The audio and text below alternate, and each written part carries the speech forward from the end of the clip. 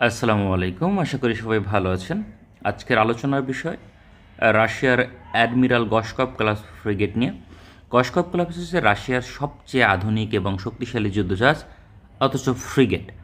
এখন অনেকেই প্রশ্ন আসতে পারে যে রাশিয়ার তো অনেক ডেস্ট্রয়ার আছে, ইভেন তো ক্রুজার ওরা অপারেট করে, তাহলে ডেস্ট্রয়ার ক্রুজার থাকার পরেও এটাই কেন সবচেয়ে শক্তিশালী ফ্রিগেট, ফ্রিগেট হওয়ার পরেও?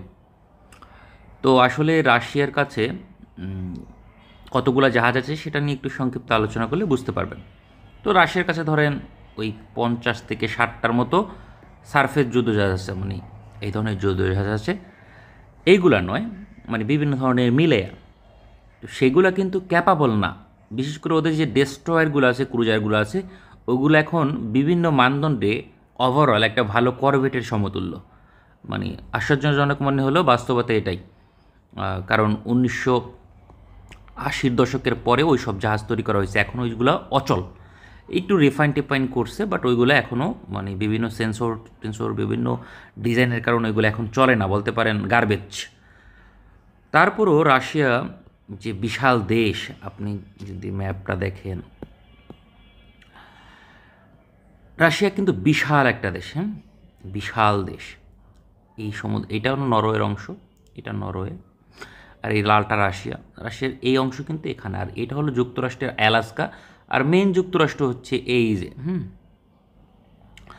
এখন রাশিয়ার কত সীমান্ত দেখছেন, ইউরোপের সাথে সীমান্ত, এখান দিয়ে বাল্টিক সি দিয়ে, কৃষ্ণসাগর দিয়ে তুর্কি এবং ভূমধ্যসাগর, এখান দিয়ে ওদের বেশিরভাগ শস্য রপ্তানি হয়, কারণ এটা উষ্ণ পানির সমুদ্র, আর বাদবাকিগুলো বরফ জমে থাকে বেশিরভাগ সময়। আবার এই দিক দিয়ে প্যাসিফিক ফ্লিট, জাপান এদিকে। তো বিশাল জায়গা, এবং এদিকে নর্থ সি ফ্লিট তো বিশাল, দেখতেই পাইতেছেন। তো এরকম একটা দেশের জন্য অনেকগুলা শিপ দরকার, যুদ্ধজাহাজ দরকার। তো রাশিয়ার বর্তমানে সোভিয়েত ইউনিয়ন পতনের পরে অর্থনীতি ভেঙে যাওয়ার পর ওই ক্যাপাবিলিটি নাই যে এত জাহাজ তৈরি করবে বা এত যুদ্ধজাহাজ।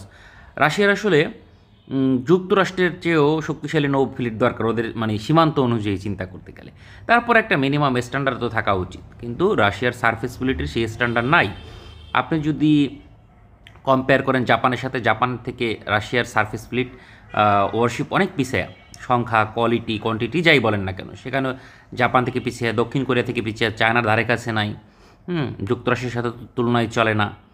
ইভেন দো আপনার ফ্রান্সের থেকেও পিছিয়ে আছে সারফেস ফ্লিটের দিক থেকে রাশিয়ার সারফেস ফ্লিট, মানে ওভারঅল যদি চিন্তা করি শুধু সারফেস ফ্লিটের দিক থেকে। তো রাশিয়া এই সমস্যাকে সমাধান করার জন্য এবং মডার্ন ওয়ারশিপের যে একটা সমস্যা ওদের মধ্যে চলতেছিল, সেই সমস্যা সমাধান করতে এই অ্যাডমিরাল গসকভ ক্লাস ফ্রিগেট প্রকল্প হাতে নিয়েছে বা নিয়েছিল। বর্তমানে এই ধরনের 4টা যুদ্ধজাহাজ রাশিয়ান নৌবাহিনীতে বলতে পারেন অ্যাক্টিভ সার্ভিসে আছে, আর 4টা আছে আন্ডার কনস্ট্রাকশন, হয়তো 2027-28 সালে সবগুলো লঞ্চ হবে, এবং আরও 2টা এক্সট্রা অর্ডারে আছে যেগুলো আন্ডার কনস্ট্রাকশন যাবে, এই বছরে শুরু হবে এবং 2029 সাল নাগাদ সার্ভিসে আসবে। তো রাশিয়া বলে যে খুব কমিটমেন্ট করে বেশি, কিন্তু বাস্তবে সেই সময় আসতে পারে না, কারণ ওদের ইকোনমিক্যাল কিছু সমস্যা আছে যে কারণে প্রজেক্ট আটকে যায়। তো যাই হোক, অ্যাডমিরাল গসকভ ক্লাস রাশিয়ার সবচেয়ে আধুনিক যুদ্ধজাহাজ। এটার আপনার লম্বা 135 মিটারের মতো, ডিসপ্লেসমেন্ট হচ্ছে স্ট্যান্ডার্ড অবস্থায় 4500 টনের মতো, আর ফুল লোডের অবস্থায় 5500 টন। হ্যাঁ, তো এটা কিন্তু হ্যাভিলি পাওয়ারফুল একটা ফ্রিগেট। এটাকে আপনি ফ্রিগেট না বলে অনেক সময় ডেস্ট্রয়ার হিসেবে আখ্যায়িত করতে পারেন, সাইজে শুধুমাত্র এটা ফ্রিগেট, বা বাস্তবে এটা ডেস্ট্রয়ার সমতুল্য বলতে পারেন, কারণ এটার মেইন গান 130 মিলিমিটার। ভার্টিক্যাল লঞ্চার আছে এখানে 16টা, এখানে 32টা। তো 16টা হলো অ্যান্টিশিপ মিসাইল এবং ল্যান্ড অ্যাটাক ক্রুজ মিসাইল হিসেবে ব্যবহার করা যায়, আর এই 32টা হচ্ছে এয়ার ডিফেন্স। এই 32টা এয়ার ডিফেন্স হচ্ছে 120 কিলোমিটার হচ্ছে রিডোট মিসাইল। 350 যে ওদের এয়ার ডিফেন্স সিস্টেমটা আছে, সেম মিসাইলটা নেভাল ভ্যারিয়েন্ট ইউজ করে, জাস্ট 120 কিলোমিটার, যথেষ্ট ক্যাপাবল মিসাইল। আর অ্যান্টিশিপ মিসাইল হিসেবে 16টা। দেখেন ফ্রিগেটে সাধারণত কয়টা মিসাইল থাকে? 8টা, কিন্তু ডেস্ট্রয়ারে 16টা থাকে। তো এখানে 16টা মিসাইল ইউজ করছে, এবং মিসাইলগুলো অনেক ভালো ক্যালিবার মিসাইল ইউজ করছে, যেগুলোর রেঞ্জ 600 কিলোমিটার প্লাস। তারপরে P800 অনিক্স, যেটা P800 হচ্ছে ভারতের যে ব্রাহ্মস মিসাইল আছে, P800 থেকে ইন্সপায়ার্ড বলতে পারেন, শেরের একটা ভার্সন ভারতকে দিয়েছে, সেটাই ভারতের রিভার্স ইঞ্জিনিয়ারিং বা এদিক ওদিক করে ব্যবহার করে। তো P800-এর রেঞ্জও কিন্তু এই 800 কিলোমিটারই। আর একটা এটা একটা সুপারসোনিক মিসাইল ম্যাক 3 গতির, শব্দের গতি থেকে 3 গুণ বেশি। আর এটা হলো সাবসোনিক মিসাইল, শব্দের গতি থেকে এর গতি কম, এর গতি সম্ভবত ম্যাক 0.9 সামথিং এরকম, বা 0.8। এটা হলো ক্যালিবার মিসাইলের বিশেষত্ব হচ্ছে আপনার sea skimming capable stealth missile এবং বেশ কার্যকর। আর P800 অনিক্স হচ্ছে সুপারসোনিক, গতির জন্য বিখ্যাত। আর একটা মিসাইল আছে গতির জন্য বিখ্যাত, সেটা হলো জিরকন হাইপারসোনিক মিসাইল ওরা ইউজ করে। জিরকনের রেঞ্জ হচ্ছে 1000 কিলোমিটার, বেশ ক্যাপাবল মিসাইল। তাহলে বোঝা যায় যে আর্মামেন্টের দিক থেকে অ্যাডমিরাল গসকপ মারাত্মক একটা মানে যুদ্ধজাহাজ এবং একটা ডেস্ট্রয়ার সমতুল্য, নিঃসন্দেহে ডেস্ট্রয়ার সমতুল্য। এবং ক্লোজিং ওয়েপন সিস্টেম আছে দুইটা, ওদের এই পাশে একটা ওই পাশে একটা ইউজ করছে। তো শর্ট রেঞ্জ এয়ার ডিফেন্স সিস্টেমের কাজগুলো এই ক্লোজিং ওয়েপন সিস্টেমে করে দেবে। আর রাডার সিস্টেম হিসেবে এই দেখেন, এটা রাডার আছে, এটা হলো সারফেস সার্চ রাডার, একই সঙ্গে আপনার এয়ার সার্চ রাডারের কাজ করে। এটার রেঞ্জ 150 কিলোমিটার। এটা হলো সেকেন্ডারি রাডারের মতো কাজ করে বলতে পারেন। এটা সি স্কিমিং মিসাইল কে ডিটেক্টও করতে পারে। আর মেইন এয়ার সার্চ রাডার হিসেবে আছে এই দেখেন, এটা active AES radar system, 400 kilometre range, 4 side radar, ঠিক আছে, 4 সাইড, 4 সাইডই এটা রাডার আছে। তো একটা ডেস্ট্রয়ারের ফিচার এখানে বিদ্যমান। আর এই ফ্রিগেটের যে স্টেলথ ক্যারেক্টারিস্টিক দেখতে পাচ্ছেন ডিজাইনের মধ্যে, সেটা বজায় রাখার চেষ্টা করছে। এছাড়াও সোনার সিস্টেম আছে, সব ধরনের সোনার সিস্টেম সাবমেরিনকে শনাক্ত করার জন্য, এবং টর্পেডো সিস্টেম আছে। তো ক্যাপাবিলিটি ওয়াইজ কিন্তু এটা দারুণ একটা যুদ্ধজাহাজ, এটা অস্বীকার করার কোনো ওয়ে নেই। এবং রাশিয়ার সবচেয়ে আধুনিক যুদ্ধজাহাজ এটাকে আপনি ধরে নিতে পারেন, যথেষ্ট ক্যাপাবল একটা শিপ। তো এখানে ডিটেলসে উল্লেখ আছে কোথায় কী আছে না আছে। তো রাশিয়ার এই 10টা জাহাজ হবে 2030 সাল পর্যন্ত, আপনি ধরে নিতে পারেন এই ধরনের। তো 10টা জাহাজ কি রাশিয়ার জন্য এনাফ? রাশিয়ার মডার্ন যুদ্ধজাহাজ আপনি যদি ধরেন মানে ফ্রিগেট ক্যাটাগরিতে, রাশিয়ার অনেক করভেট আছে এবং 2000 সালে যে পরে যেগুলো তৈরি হয়েছে মানে মেইনলি ভালো করভেট যেগুলো, সেগুলো আসলে করভেট না, সেগুলো ফ্রিগেট। ওরা নামে করভেট দিছে, যাই হোক।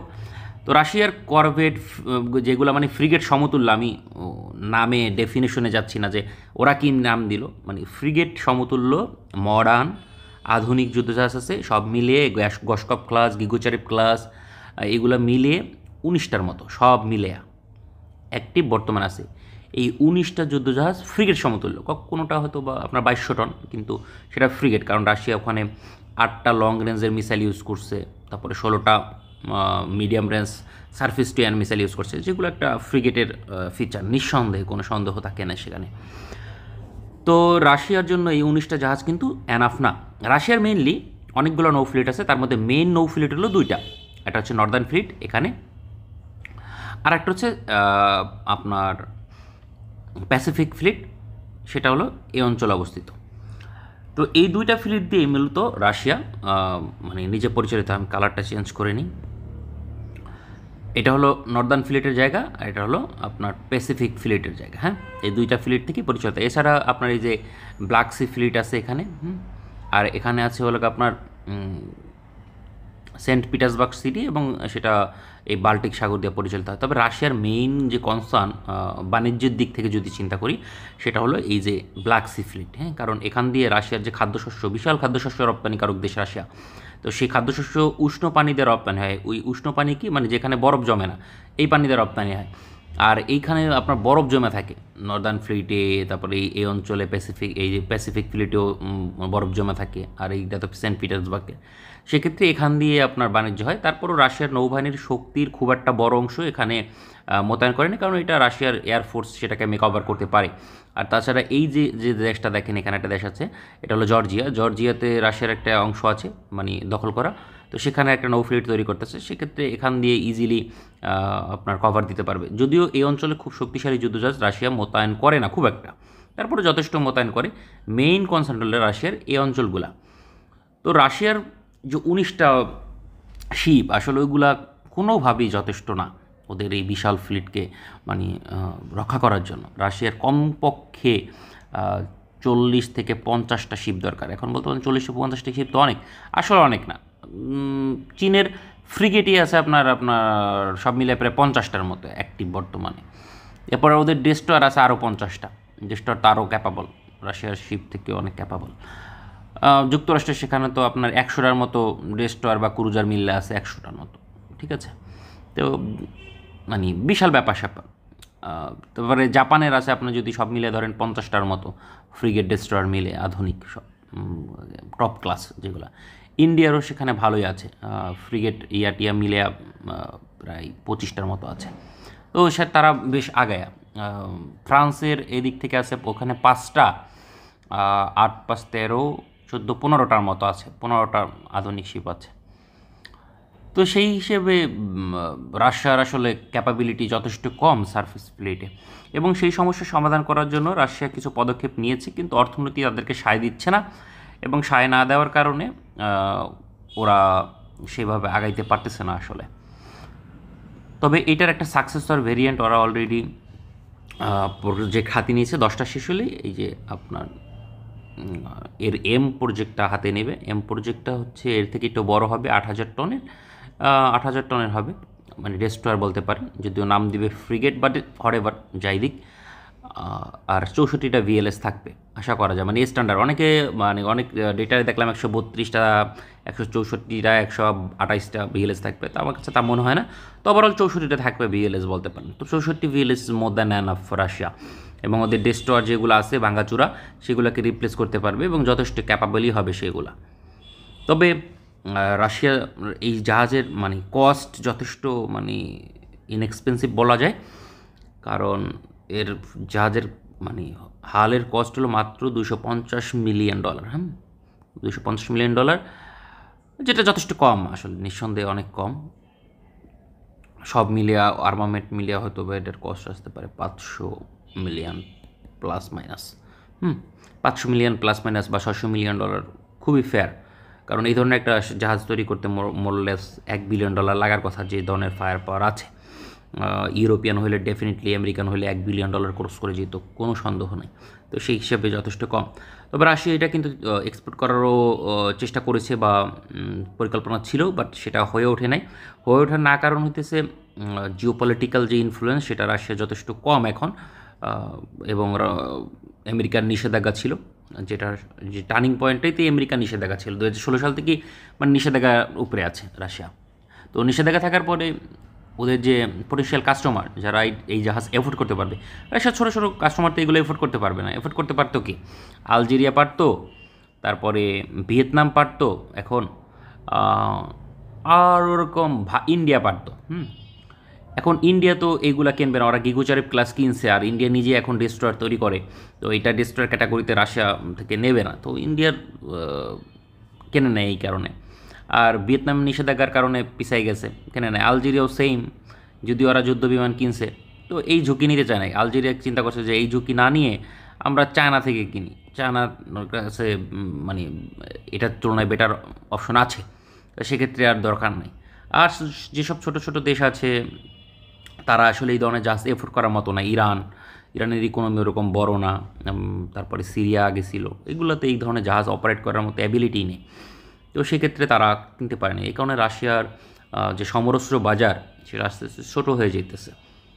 তো রাশিয়ার সারফেস প্লেট নিয়ে আসলে গর্ব করার মতো ওরকম কিছু নাই, মোটামুটি আর কি, একদম ফেলে দেওয়ার মতো না। হয়তো ভবিষ্যতে টপ 5-এর মধ্যে না আসলেও টপ 10-এর মধ্যে থাকবে আর কি সারফেস ফ্লিটের বিবেচনায়। এখনও হয়তো টপ 10-এর মধ্যে আছে, বাট ওরকম সম্মানজনক পজিশনে নাই, 10-এর মধ্যে পিছন সারিতেই আছে। ভবিষ্যতে হয়তো বা টপ 5 টপ 6-এ চলে আসবে, যদি ওদের অর্থনীতি ভালোভাবে ওদেরকে সাপোর্ট দেয়, আদারওয়াইজ নট পসিবল। বাট রাশিয়ার নৌবাহিনী কিন্তু স্ট্রং। নৌবাহিনী শুধুমাত্র তো সারফেস শিপ দেওয়া হয় না, অনেক বিষয় আছে, যেমন ধরেন আপনার ওদের সাবমেরিন, রাশিয়ার সাবমেরিন ফ্লিট স্টিল আমেরিকার পরে পৃথিবীর দ্বিতীয় শক্তিশালী অবস্থানে আছে। তো আসলে ছোটোখাটো বিষয়ে আলোচনা করলাম, তো এটা নিয়ে আলোচনা করার খুব একটা আগ্রহ ছিল না আমার, সামান্য একটু আলোচনা করলাম, কারণ এটার প্রতি আগ্রহ নাই। যেগুলোর ভবিষ্যৎ খুব একটা ভালো না হয় আমি সেগুলো নিয়ে খুব একটা আলোচনা করতে মানে আগ্রহ বোধ করি না। তাছাড়া দেশে খুব একটা মানে ভালো পরিস্থিতি যাচ্ছে না বাংলাদেশে, সে কারণেও আলোচনা অন্যদিকে যাচ্ছে না, মানে টান নিতে ইচ্ছা করে না সব মিলায়। কারণ বাংলাদেশের যা পরিস্থিতি, খুব দুঃখ লাগে আমার। দেশটা সেনাবাহিনীও, বেশি করে সেনাবাহিনী যে জেনারেল তারা মারাত্মকভাবে করাপ্টেড এবং এরা ভারতের সেবাদাসে পরিণত হয়েছে। এদেরকে রুখে না দিতে পারলে বাংলাদেশের সার্বভৌমত্ব আসলে হুমকির সম্মুখীন হবে।